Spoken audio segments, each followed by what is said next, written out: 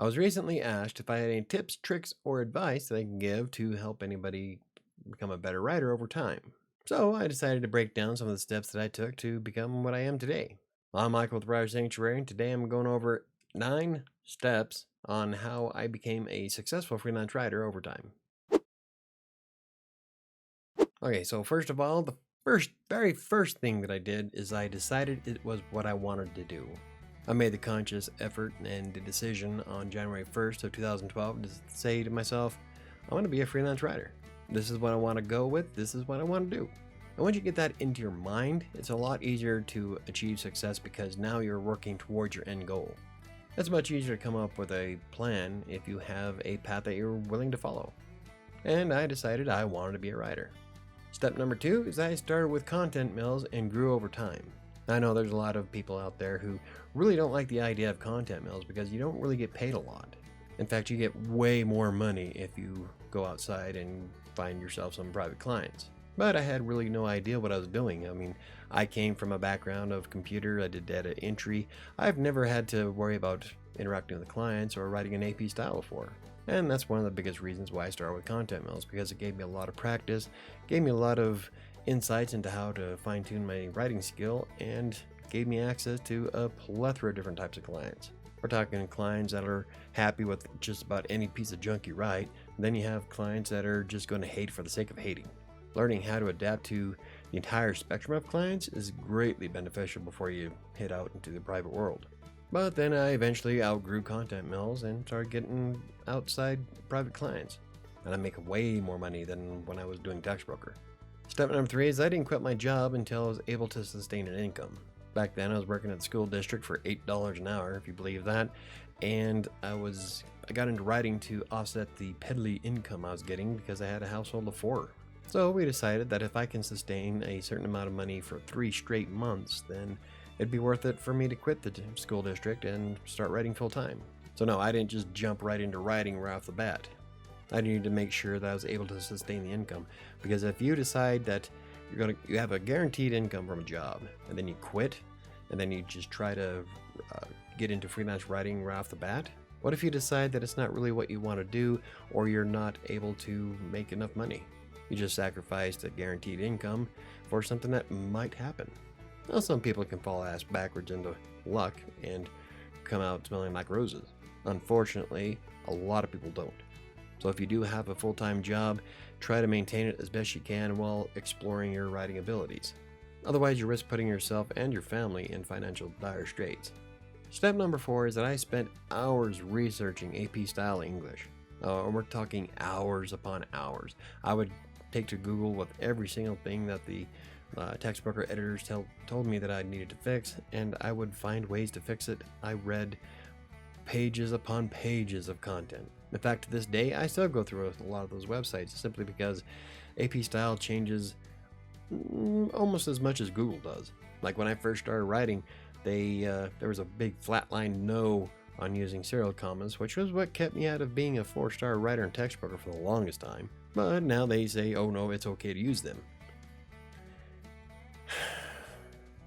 My point is that it's always beneficial to keep yourself fresh and updated on the new happenings of AP style, because that's what most clients are going to be looking for. And if you have the money, it might not be a bad idea to invest in some classes on sites like Udemy. Step number 5 is using constructive criticism wisely. Now, constructive criticism is much different than trolling. A critic will actually tell you what's wrong with a piece and possibly make suggestions on how you can fix it. A troll is just going to be a dick. So you do need to learn the difference between the two and not take the trolling comments to heart, because people are going to hate for the sake of hating. You can't please 100% of the people 100% of the time. But the ones that do give you a constructive criticism, it's worthwhile to take some of that bits of information to heart, maybe figure out different ways you can do stuff, but you don't always have to take a critique into standard practice. Sometimes a critic will give you information that he thinks is right when it's actually not. Step number 6 is to constantly keep writing. Not only did I write for clients, but I would write for myself. I'd give myself a kind of a fake template of what a client might look for in Text Broker or Writer Access, and then I would write an article about it. At one point I had quite the collection on my computer of articles that no one will ever see. but it gave me a chance to practice when I wasn't working.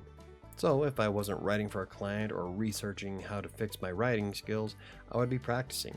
Step number 7 is to explore other ways to make money as a writer. Content mills like Textbroker and Writer Access are great, but there's so many different ways you can make money writing online. And so I would explore different things such as blogging or going to those blogging sites like Vocal and Hub pages. Most importantly, going out and finding private clients on sites like LinkedIn. LinkedIn's great for that kind of stuff, so never underestimate sprucing up your profile. But there's a lot of different ways that you can make money online as a writer. Step number 8 is I used blogging as practice. In fact, that was one of the reasons why I started WriterSanctuary in the first place. It was a journey of how I started writing for Textbroker, and I figured, you know what, I'm going to be blogging anyway. I might as well put some of the things I've learned into practice and try to get it ingrained into my memory. And the more I blogged, the better my writing became. And there's still times where I make mistakes, but no one's perfect. In fact, I'll look back on articles I wrote 6 months ago and decide, you know what, that phrase does not fit this sentence, so I have to rewrite it. That's what happens when you try to edit your own work. But not everybody can afford an editor. My point is that blogging can be greatly beneficial, especially if you're getting into freelance writing. Not only that, but it also gives you a platform where you can send clients to contact you directly and talk about prices. Use your blog as your base of operations for your freelance writing career. And step number 9 is I reinvested the money I made to buy things that would further my career. Like I've talked about it before, and I think one of the biggest, most important purchases I ever made was probably my chair. In the very beginning, I had this really crappy piece of junk $20 chair from Walmart, and it was causing a lot of back and ass problems. Like my tailbone was sore all the damn time.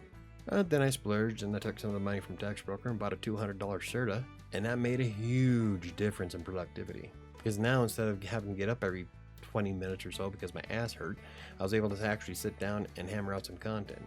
In fact, my income just from buying the chair doubled and sometimes tripled per week. So there's a lot to be said about being comfortable sitting at your desk. And sometimes you have to spend some money to make more money, such as the second monitor, a nicer keyboard. And the great thing is that once you start buying all this stuff for you as a freelance writer, it's all tax deductible because it's contributing in your career and improving your productivity. So there you have it. Those are 9 steps that has helped me. Did I say 8 in the very beginning? Those are 9 steps that I took to improve myself as a freelance writer over time. So what has made the biggest impact on your career? Out of everything, I think buying the chair made one of the biggest impacts. I'm telling you, it made a huge difference in how much money I made. That and creating the blog. I really like my blog, so. Anyway, if you enjoyed the video, hit the like button for more videos about freelance writing, Textbroker, WordPress, or anything else I cover. Hit the subscribe button. Don't forget to hit the notification bell. I think it's going to do it for me today. I'll see you next time.